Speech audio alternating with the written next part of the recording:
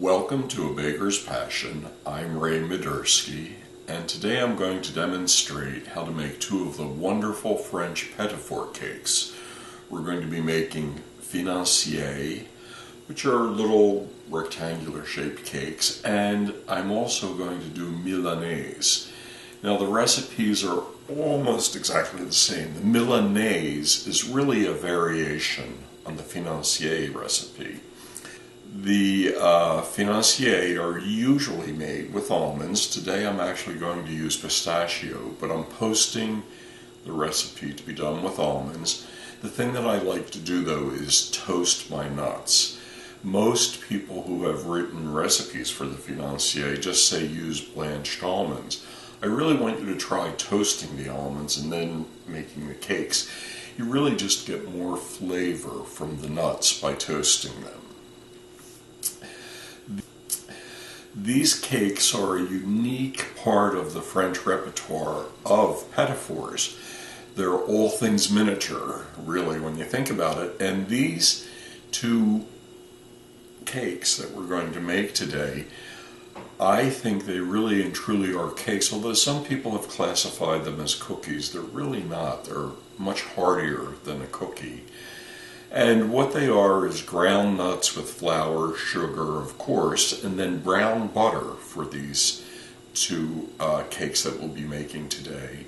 And the thing is that these cakes are bound together, the binding agent. And the reason why I really think of them as cakes is because they're done with egg whites. Okay, so I've got everything laid out. I have my flour weighed. It's been sifted once, I'll sift it again. I have my sugar, my toasted, coarsely ground nuts, and my weighed egg whites. So what I do is I take my spice grinder, put some sugar in, some of my nuts, a little more sugar,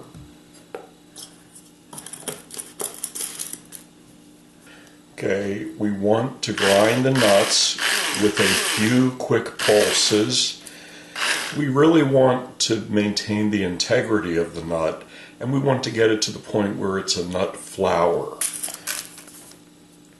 Here you can see what the ground nut and sugar mixture should look like.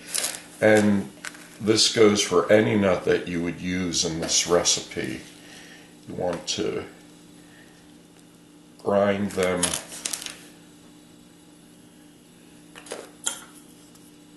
to this consistency.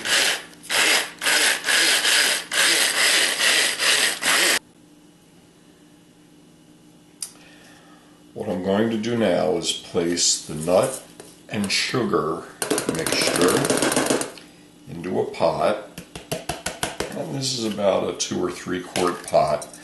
I'm going to add the egg whites,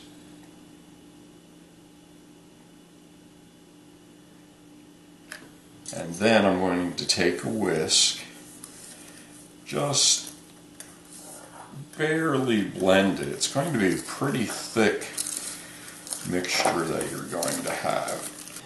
The next step is to make the brown butter. So I have my 8 ounces of butter.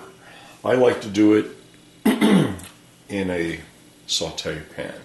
You can do it in a pot if you want. You just want to make sure it's big enough. This gets really hot, so we want to be extremely careful. And I'll put it over medium-high heat. Once the butter has melted, I'll start whisking it, and we have to evaporate the water that's in the butter. Then we actually have to start separating out the milk solids, and the butter will begin to brown at that point. The surface is really covered in bubbles, and the butter's continuing to cook, and we're getting close. Okay, you can see the butter now has turned a really nutty brown, and I've been very careful not to scorch the milk solids. So I'm going to put the pan aside Now I'm going to put the nut mixture, nuts and sugar with the egg white on the stove. And what I like to do, I'm going to put the heat just a bit lower. What I like to do is keep my hand on this pan because it's really a good temperature gauge. Now, as you're warming this mixture, you really do want to keep your whisk moving. This will take somewhere between 2 and maybe 4 minutes. Pretty much warms up pretty quickly.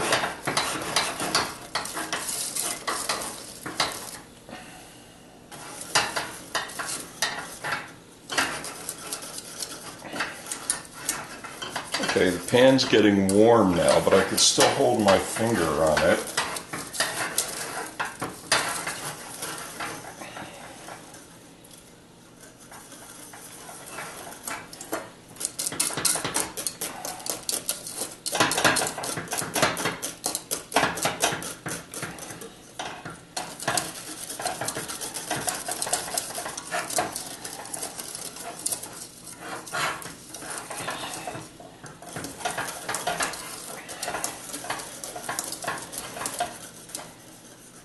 Okay, it's hot now, so I'm going to turn the flame off,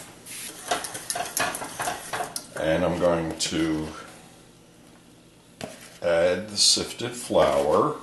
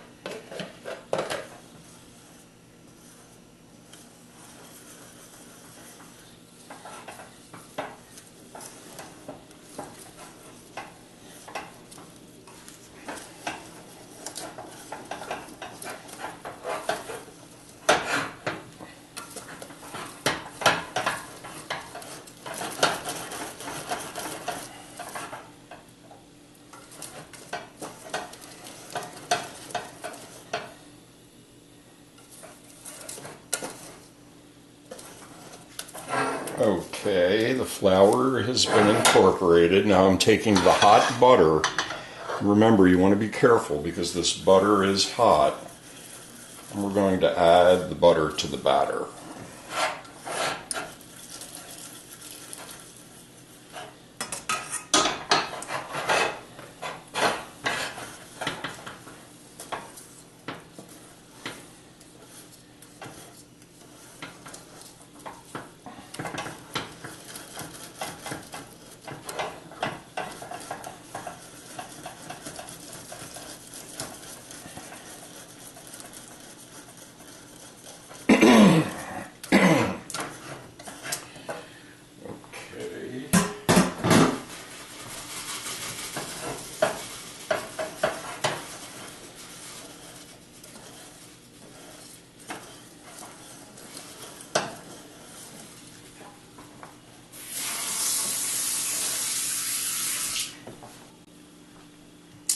I have a plastic container. This is a 1.5 quart container. I believe it's a 6-cup container. And once the batter is in,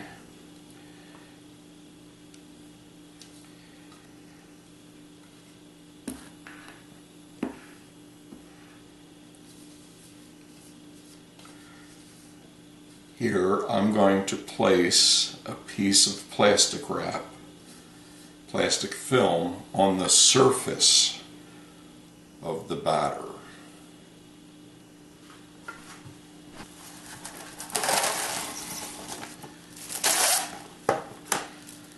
Just ripping a piece, and I lay it right on the surface, right on top of the batter.